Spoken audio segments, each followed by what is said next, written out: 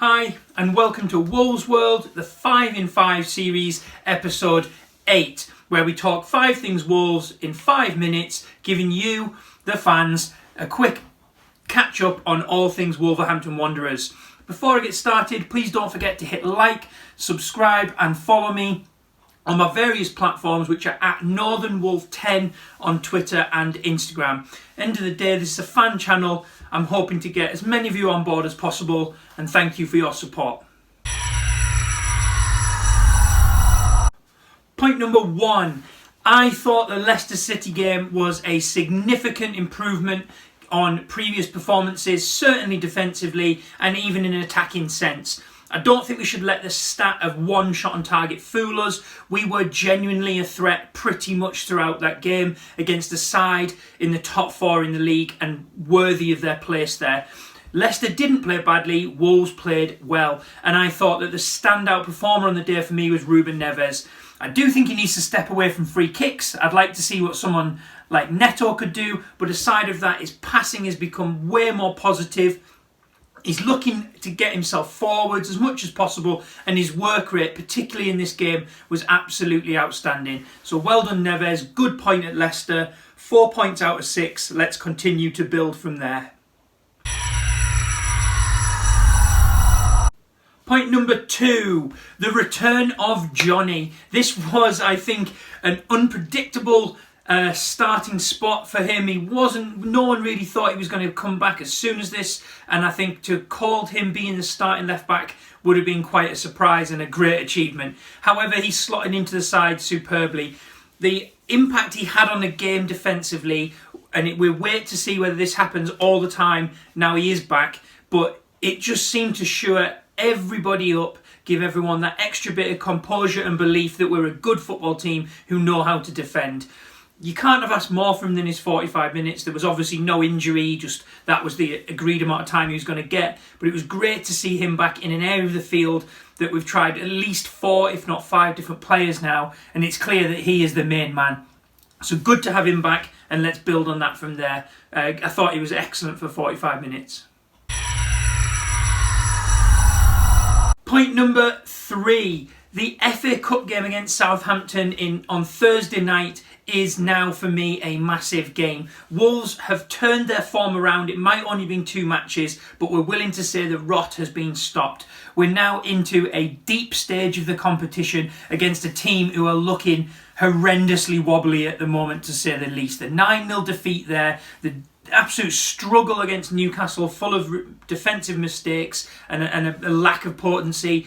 I just think Wolves have to really go at Southampton. It could go either way for them as well. Do they opt to stick with the same players that have been on the back of this run of form and try and overcome it in a game like the Cup when it's a bit of a free hit for them?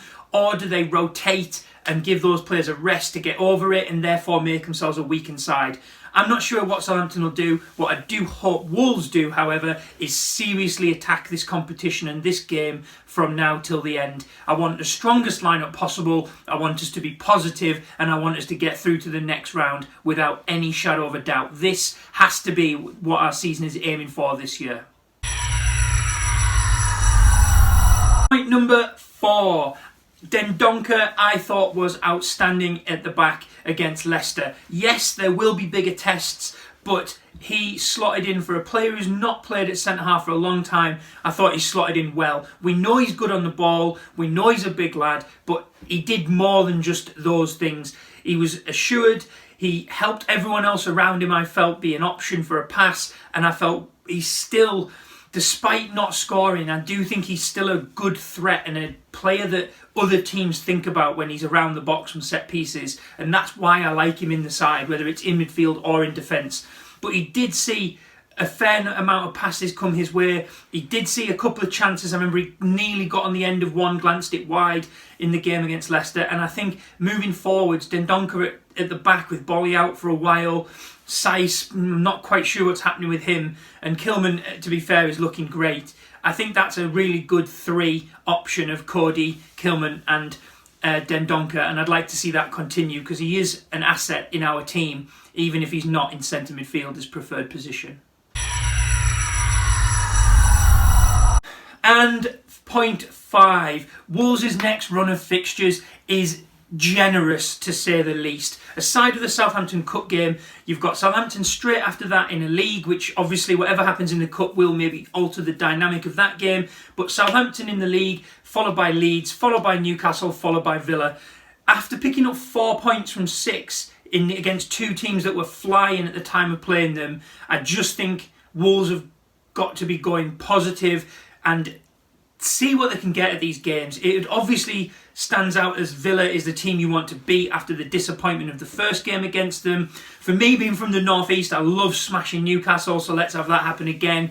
And I think Leeds are a team that could offer us an actual attacking opportunity because they attack so much. If we're solid at the back, the spaces they'll leave for Neto and Traore and others, it could be wide open. So I just think there's 4 games there coming up in the league where I'm not saying we're going to win all 4 of them, but we certainly should be in all 4 of them, and we certainly should be believing we can win all 4 of them. But it's a great run upcoming, and I'd like to see us, again, like the Cup game, go positive and see what happens. Because after that is Liverpool and City, and I'm not convinced this season anyway that we'll get a lot from them. Thank you very much for watching this episode of 5 in 5. Don't forget to hit like, subscribe and share. Please comment as well. I'd love to have some feedback and something to get my teeth into for future episodes. Thank you very much. See you soon. Bye bye.